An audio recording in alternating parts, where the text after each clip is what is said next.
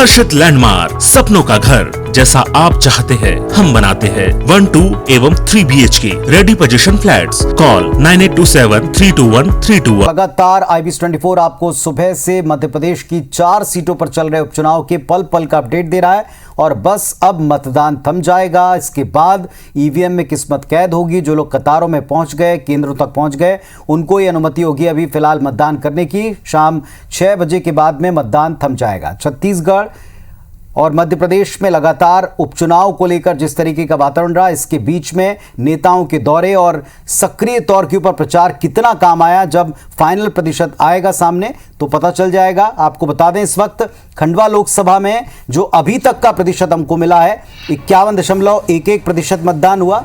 जोबट विधानसभा में अभी तक 50.9% मतदान हुआ है। रैगांव विधानसभा में 66.66% और पृथ्वीपुर में अभी तक 75.6% मतदान दर्ज हुआ है। तो ये अभी तक का आंकड़ा है और ये आंकड़े बदलेंगे क्योंकि फाइनल प्रतिशत आना अभी बचा हुआ है। तो 4 सीटों पर उपचुनाव हुए, 1 लोकसभा खंडवा और इसके बाद 3 विधानसभाएं। 51.11 खंडवा लोकसभा क्षेत्र में 51.11% मतदान दर्ज हुआ है, जो अभी तक का आंकड़ा है। पृथ्वीपुर में सबसे ज्यादा आंकड़ा दिखा, 75.6% मतदान हुआ है। रैगांव में 66.66% मतदान दर्ज किया गया और ये आंकड़े आगे जा सकते हैं, बढ़ सकते हैं, बदल सकते हैं।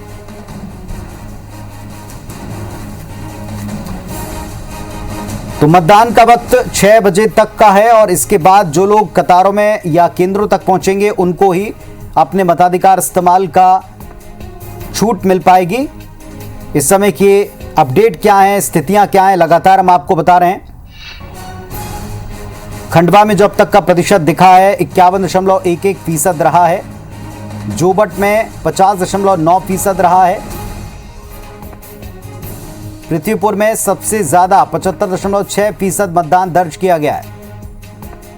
रैगांव में 66.66% मतदान हुआ है। त्योहारी वक्त, किसानी कार्य का वक्त, कारोबारी वक्त और इन सब के बीच में हुए उपचुनाव में जनता को, वोटर्स को केंद्रों तक लाना एक बड़ा चैलेंज था। पार्टियों ने इसके लिए काफ़ी प्रचार किया, अभियान चलाए, स्ट्रेटेजी इसका पालन किया, वॉर रूम स्थापित किए, लेकिन क्या और कितना ये काम आया, ये सब कुछ अब फाइनल प्रतिशत जब सामने आएगा उस पर निर्भर करेगा। तो मतदान को लेकर के इस वक्त का अपडेट आपको दे दें। मध्य प्रदेश में 4 सीटों पर वोटिंग का समय खत्म हो गया। मध्य प्रदेश में 4 सीटों पर वोटिंग खत्म हो गई। खंडवा लोकसभा और 3 विधानसभा सीटों पर उपचुनाव हुआ। रैगांव, जोबट, पृथ्वीपुर, कुल मिलाकर 48 प्रत्याशी हैं जिनकी किस्मत ईवीएम में कैद हो गई है। मतदान केंद्रों तक, कतारों तक पहुंचे हुए लोगों को यह वोट देने का अधिकार होगा और मतदान के लिए जो समय निर्धारित था शाम 6 बजे तक का, वो खत्म हो गया। तो मध्य प्रदेश में 4 सीटों पर वोटिंग का समय खत्म। अब सबकी किस्मत ईवीएम में दर्ज। 2 तारीख को पता लगेगा जनता का फैसला इन 4 सीटों के लिए क्या है।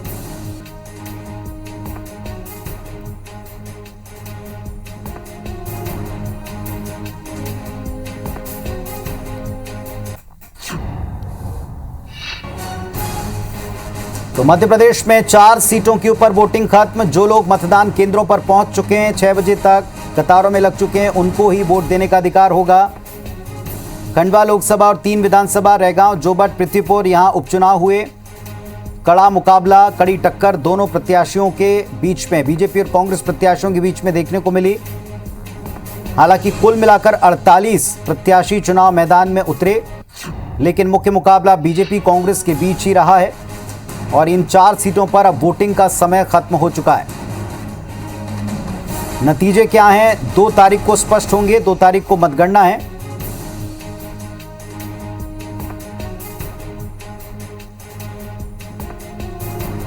दोनों पक्षों की तरफ से, बीजेपी कांग्रेस की तरफ से जीत के दावे दिन भर हुए हैं और एक दूसरे पर वार पलटवार भी हुआ है। सबसे अच्छा प्रतिशत वोटिंग का पृथ्वीपुर में दिखाई पड़ा है। 75% वोटिंग वहां पर दर्ज की गई है। इसके अलावा बाकी की 3 सीटों पर प्रतिशत उतना बेहतर नहीं दिखा है, लेकिन ये प्रतिशत बदल सकता है फाइनल आंकड़े आने के बाद। रैगांव, जोबट, पृथ्वीपुर में सबसे अधिक प्रतिशत नजर आया। 48 प्रत्याशी कुल मिलाकर जिनकी किस्मत अब ईवीएम में बंद हो चुकी है। नतीजे क्या हैं, ये 2 तारीख को मतगणना में स्पष्ट हो पाएगा।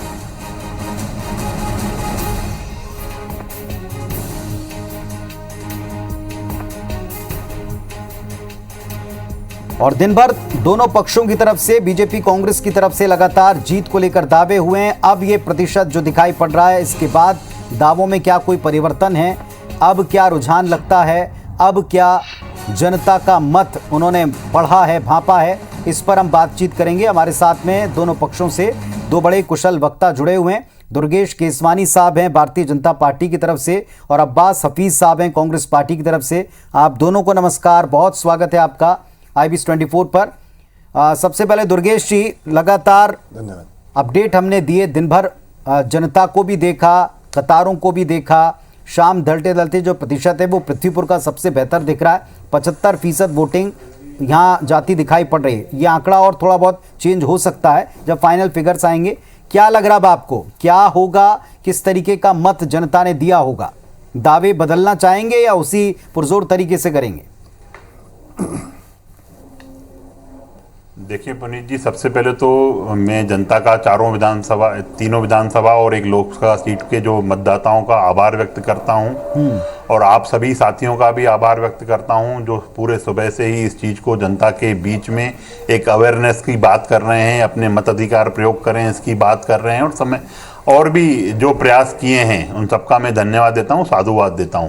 निश्चित रूप से लोकतंत्र का सबसे बड़ा पर्व चुनाव होते हैं और उस चुनाव में जब आहुति डाली जाती है और जो आहुति दी गई है, निश्चित रूप से हम निश्चित ही उस चीज़ को अपने पक्ष में मानते हैं और जो 4 सीटें हैं ये उस पर भारतीय जनता पार्टी विजयश्री का वरण करने वाली है और जो लीड पूर्व में रही है उसको भी हम आगे क्रॉस करके और आगे बढ़ने वाले हैं, क्योंकि हम जनता में माननीय मोदी जी के मूल मंत्र सबका साथ, सबका विकास और सबका विश्वास को लेकर जनता के बीच में गए। जो केंद्र की जन कल्याण नीतियां हैं, जो प्रदेश की जन कल्याणकारी नीतियां हैं, उसको लेकर हम जनता के बीच में गए और जनता ने जिस तरह से हमें आशीर्वाद दिया है, हमें प्यार दिया है, हमें लाड़ दिया है, हमें दुलार दिया है, निश्चित ही यह इस ओर इंगित कर रहा है कि 4 सीटों पर भारतीय जनता पार्टी विजयश्री का वरण कर रही है। दुर्गेश जी, लेकिन आप जहां केंद्र सरकार के अच्छे कामों की बात कर रहे हैं और जनता के आशीर्वाद की, खंडवा में हम प्रतिशत बहुत कम देख रहे हैं। 50% के आसपास रहा है, बल्कि 50 से नीचे दिखा था। अगर हम 3-4 बजे तक के आंकड़े देखें तो फाइनल फिगर आ जाएगा, लेकिन 50 के आसपास ये आंकड़ा नंबर 1 बात। दूसरी बात, वहां पर भी कुछ जगहों पर बहिष्कार की बात की गई और जनता की नाराजगी का जिक्र किया गया। देखिए पुनीत जी, जो अभी मेरे को लगता है कि बहुत जल्दी हम उन पे बात कि कितना परसेंट, कितना मत प्रतिशत, अभी भी लाइनें लगी हुई हैं। जिस तरह से आपने आपके ही टीवी चैनल के माध्यम से दिखाया है कि मतदाताओं में उत्साह है और मतदाता लाइन लगा के खड़े हैं, वो वोटिंग कर रहे हैं और भारतीय जनता पार्टी के मुझे लगता है कि जो वोट कर रहे हैं वो पक्ष में इसलिए कर रहे हैं क्योंकि हम विकास की बात लेके जनता के बीच में थे।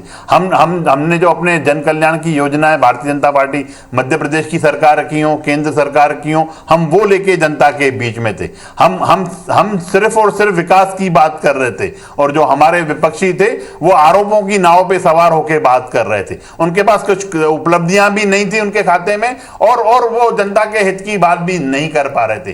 सिर्फ और सिर्फ जो उनका जो 15 महीने का कार्यकाल था जिसमें मध्य प्रदेश 15 साल पीछे गर्त में चला गया, वो उनकी उपलब्धियों के उसमें वो दिख रहा था। तो जनता उसको अच्छा नहीं मानती है। जनता जो 973 वचन लेके इनके कांग्रेस के नेता, और आपने पूरा चुनाव देखा, कांग्रेस में सिर्फ कमलनाथ जी 2-4-10 जगह दिखे होंगे, बाकी कहीं कोई इनके यहां से कोई लीडर जो उत्साह होना चाहिए था इनके नेताओं में कहीं पे भी नहीं दिखा। कहीं कोई नेता इनका यह बोलते हैं वो पाया गया कि बुआई में कर रहा हूं, कटाई कोई और अब प्रचार के बाद मैं तो इन आंकड़ों के ऊपर राय जानना चाह रहा था। जोबट में भी वही 50-51% और खंडवा में 51-52% दिखाई पड़ रहा है। अब्बास जी, क्या राय आपकी, आपको क्या लग रहा है? जनता का वैसा ही मत मिला होगा और बीजेपी को मिला होगा जैसा दावा है? और ये जो प्रतिशत है खंडवा का, स्पेशली जोबट का, आदिवासी इलाके का और खंडवा का, और इन इलाकों पर बहुत फोकस दिखाई पड़ा था सत्ता पक्ष का भी। देखिए पुनीत जी, बहुत आश्वस्त है कांग्रेस पार्टी, हम सब बहुत आश्वस्त हैं। जनता का आशीर्वाद हमको मिला है और क्यों नहीं मिलता, कौन सा ऐसा घर है जिसमें बेरोजगार नहीं है आज की तारीख में? कौन सा ऐसा घर है जो महंगाई की मार से पीड़ित नहीं है? कौन सा ऐसा व्यक्ति है जिसको पेट्रोल डीजल की कीमतें जो हैं आसमान छूती हुई नजर नहीं आ रही हैं, जो उनका घर का जो हिसाब किताबें नहीं बिगाड़ रही हैं? हम इन्हीं मुद्दों पर गए चुनाव लड़ने के लिए। दुर्गेश जी ने बहुत अच्छे से कह दिया कि साहब दुर्गेश जी की पार्टी जो थी, भारतीय जनता पार्टी के नेता अपने विकास के कार्य गिना रहे थे और हमारी पार्टी जो थी वो इन पे आरोप लगा। अरे आरोप प्रत्यारोप के तो सारे भाषण शिवराज जी के हुए, सारे भाषण वीडी शर्मा जी के हुए आरोप प्रत्यारोप के ऊपर। अगर यहाँ पर नरोत्तम मिश्रा जी खामोश रहे क्योंकि वो खुद असंतुष्ट हैं अपनी पार्टी के अंदर, तो वो विकास की क्या बात करते, तो उन्होंने भी शायद खामोशी इसलिए देखी। लेकिन आज सबसे बड़ा विषय ये है कि हमारी पार्टी का हर एक नेता पहुंचा जनता के बीच में। हम जनता के बीच में गए तो हमारी बात जनता ने सुनी और जनता ने खुद हमसे कहा कि भैया हम बहुत परेशान हैं महंगाई से, इस बढ़ती महंगाई को लेकर जितनी परेशानी आज जनता देख रही है उसका जवाब हम ईवीएम में देंगे इनको चुनाव के मतदान के दिन। जनता नाराज थी। बीजेपी वर्सेस कांग्रेस तो था ही वो, लेकिन बीजेपी वर्सेस जनता भी चुनाव हो गया था और हमारी पार्टी का हर एक कार्यकर्ता, हर एक नेता कमलनाथ जी के साथ। कमलनाथ जी ने अपने 15 महीने की उपलब्धियां गिनाई, कैसे हमने शुद्ध के लिए युद्ध लड़ा, हमने इतना बड़ा मोर्चा खोला मिलावटखोरों के खिलाफ कि जो प्रदेश को आड़ी टेढ़ी चीजें, खराब चीजें खिला रहे थे, उनके खिलाफ रासुका की कार्रवाई की। ये हमने बातें करी वहां। किसानों का 27 लाख का कर्जा माफ किया। अब शिवराज जी जाते हैं और कहते हैं सभाओं के अंदर किसान कर्ज माफी की बात करने का काम किया। मैंने आपको बहुत सभाएं हुई, लेकिन इसके बावजूद प्रतिशत ऐसा है। दूसरी बात यह कि महंगाई एक ऐसा मुद्दा है जिससे डे टू डे आज भी जब मतदान हो रहा है तब भी जनता जूझी। पुनीत जी देखिए, इनकी पोल खोल दी किसने कि शिवराज जी के चुनाव प्रचार प्रसार की वजह से पूरे मध्य प्रदेश में खाद्य संकट आ गया और किसान जो है परेशान। जी बोलिए दुर्गेश जी।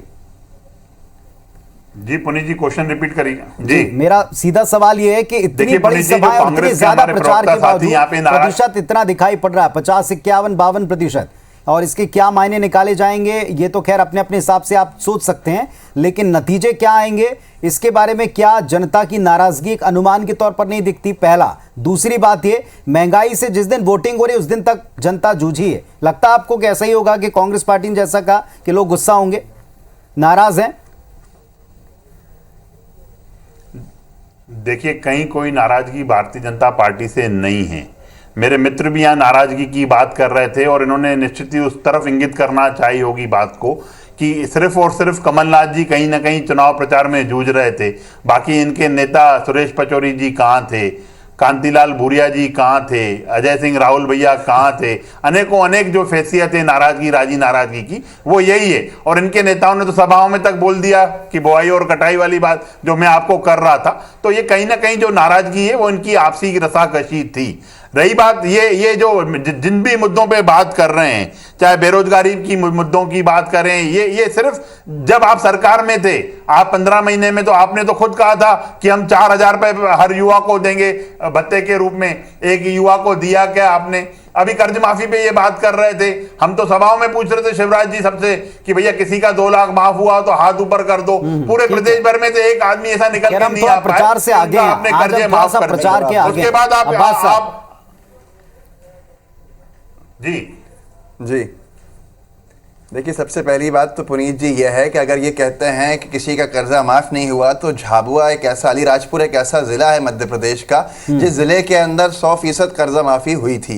2 लाख के कर्जे भी वहां पर माफ हुए थे। ये जोबट विधानसभा में अगर जाएंगे तो जोबट के हर किसान का 2 लाख कर्जा माफ हुआ है, ये हम दावा कर रहे हैं। कमल पटेल साहब जो कृषि मंत्री हैं भाजपा की सरकार के अंदर, उन्होंने खुद इसको स्वीकारा है। 27 लाख किसानों का कर्जा माफ हुआ। जनता कह रही है, इनसे सवाल कर रही थी निरंतर इनकी सभाओं के अंदर, 27 लाख किसानों का कर्जा तो माफ कर दिया कमलनाथ सरकार ने, पर आप लोग आगे का कर्जा क्यों माफ नहीं कर रहे? सरकार तो सरकार होती है। अब इसके अलावा देखिए, मैं आपको डिस्टर्ब नहीं करता, तो आप अगर इस तरह से करेंगे बात तो क्या होगा? देखिए, ये बौखलाहट है, मेरे समय के ऊपर बोलना। और आज यही बौखलाहट मुख्यमंत्री महोदय की भी दिखी, जो कहने लगे बूथ कैप्चर किए जा रहे हैं, कार्यकर्ताओं को मारा पीटा जा रहा है। अरे क्या सरकार है भाई आपकी?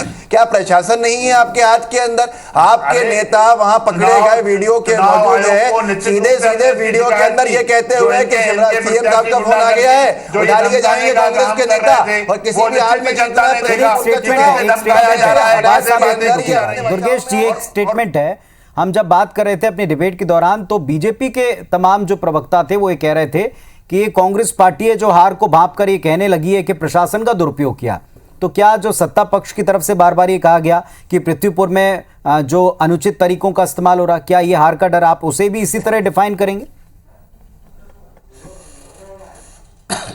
देखिए, कहीं जहां पे गलतियां थी, जो पृथ्वीपुर की बात माननीय शिवराज जी ने की, निश्चित ही रूप से आप चुनाव आयोग जब चुनाव कराता है तो जो अधिकारी कर्मचारी होते हैं वो शासन प्रशासन के नहीं होते हैं, उनके अधीन होते हैं। जो जहां पे दिक्कतें आएंगी निश्चित रूप से शिकायत की जाएंगी और उन शिकायतों का निराकरण की भी उम्मीद रहती है हमें, तो उस आधार पे हम आगे बढ़ते हैं। पर जो गुंडागर्दी, जो बौखलाहट इनके द्वारा दिखाई गई है पुनीत जी, कहीं ना कहीं ये इंगित कर रही है कि ये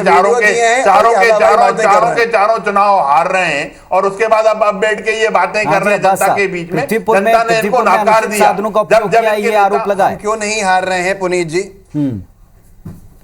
देखिए, हमने इनसे पहले मुझसे सवाल है, हमने इनसे पहले इनकी शिकायत करी थी कल, और कल हमने वीडियो के साथ चुनाव आयोग में शिकायत की थी कि इनके नेता वीडियो में कहते हुए पकड़े गए थे किसी भी कीमत पे पृथ्वीपुर में चुनाव जीतना है। मुख्यमंत्री जी का फोन आया था, साफ निर्देश दे दिए हैं, उठा लिए जाएंगे कांग्रेस के नेता। हमने वीडियो दिया है पुनीत जी, वीडियो के साथ शिकायत की है, एक वीडियो के दस्तावेज और हवाई शिकायतों में जमीन आसमान का अंतर होता है। सरकारी मशीनरी का दुरुपयोग करते हुए आज इन्होंने जो किया है ईवीएम के बटन दबाने का काम सुबह, उसकी शिकायत भी हमने की। लेकिन सबसे बड़ा विषय यह है पुनीत जी, इनके कार्यकर्ता ने इनको वोट नहीं दिया, इनके ट्रेडिशनल वोटर ने इनको वोट नहीं दिया। किस मुंह से कहते हैं चारों जगह उपचुनाव जीत जाएंगे? आप सोचिए, 3 विधानसभाओं में से 2 विधानसभा के उपचुनाव में बाहरी प्रत्याशी हैं, एक उत्तर प्रदेश के प्रत्याशी है समाजवादी पार्टी से आए हुए, तो दूसरी परिवारवाद का सबसे बड़ा प्रमाण लाके रख दिया उन्होंने सुरेश जी को कांग्रेस से लाके टिकट देकर। जल्दी उत्तर दें, फिर मुझे ब्रेक लेना है। इनका ट्रेडिशनल वोटर आहूत है, वो क्यों वोट देगा इनको?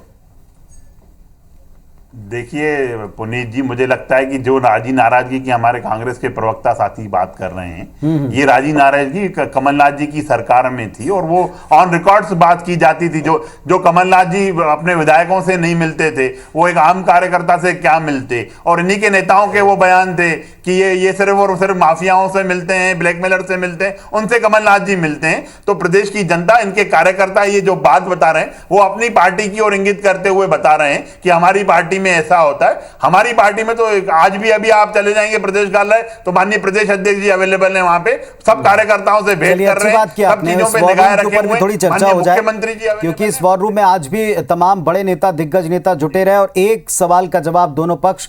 कांग्रेस पर लगातार ये आरोप लगते रहे कि यहां से कोई नेता नहीं था, बीजेपी के ऊपर यह आरोप लगते रहे कि भाई इतनी घबराहट क्यों है, पूरी की पूरी सरकार क्यों, और क्या एक जैसा बड़े नेता कह रहे हैं बीजेपी की सरकार के खिलाफ एक माहौल था इसीलिए इतनी ताकत लगाई गई। वोटिंग का टाइम खत्म हो गया और अब बस इंतजार रहेगा 2 तारीख को आने वाले नतीजों का, लेकिन इसके पहले दावे भरपूर हैं और दावों के साथ साथ अभी भी वार पलटवार जारी है।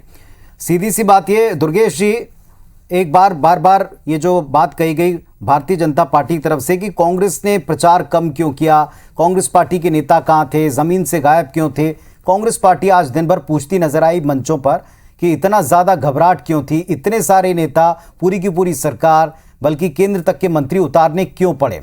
क्या इसके आधार में वो है कि एक वरिष्ठ नेता कहते हैं कि सरकार के खिलाफ माहौल दिख रहा था इसीलिए इतनी मेहनत की ताकि पॉजिटिव रिजल्ट आए, जवाब मिल जाए?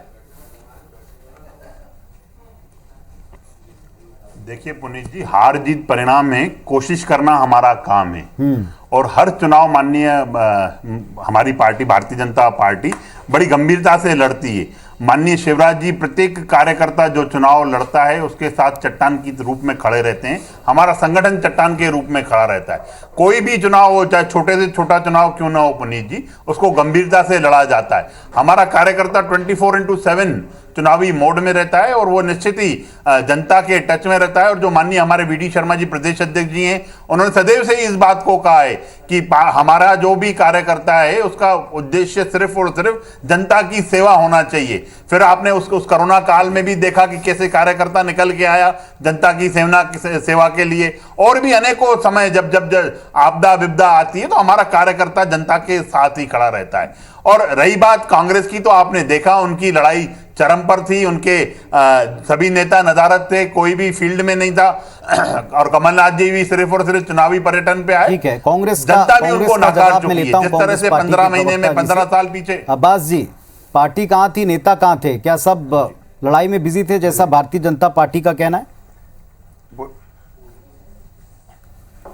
पुनीत जी, मुझे पूरी उम्मीद है कि बीजेपी का मतलब भारतीय जनता पार्टी है, ना कि भारतीय झूठी पार्टी। इस तरह की बातें करके क्या समझाना चाहते हैं? राहुल भैया ने 25 से ज्यादा सभाएं करी हैं चारों उपचुनाव के क्षेत्र के अंदर। अजय सिंह जी, राहुल भैया ने रैगांव भी वो गए और बार बार गए। उसके साथ जोबट में भी उनकी सभाएं हुई, खंडवा में भी उनकी सभाएं हुई।